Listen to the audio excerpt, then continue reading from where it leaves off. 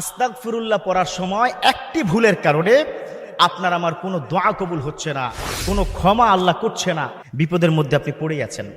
কয়টা ভুল? একটা ভুল। কি করেন? আস্তাগফিরুল্লাহর সময় একটা ভুল করেন। এই ভুলটা আমরা সবাই করি, ম্যাক্সিমাম করি।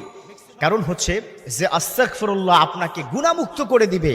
যে আস্তাগফিরুল্লাহ আল্লাহ শুনতে দেরি, আল্লাহ ক্ষমা করতে দেরি হয় না। সে আস্তাগফিরুল্লাহ শুনলে আল্লাহ রাগ করেন। কি ভয়ঙ্কর কথা বলেন তো।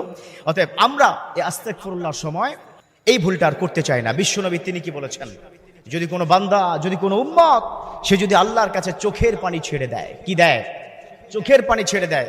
আজকাল তো চোখের পানি আমাদের হায়ার করেও কি পাওয়া যায় না, তাই না? চোখের মধ্যে আজকাল আমরা স্প্রে করেও কিন্তু পানি আনতে পারি না। অনেকে বলে হুজুর দোয়া করে ঠিকই, চোখে তো পানি আসে না, মনটা তো নরম হয় না, হবে কি করে?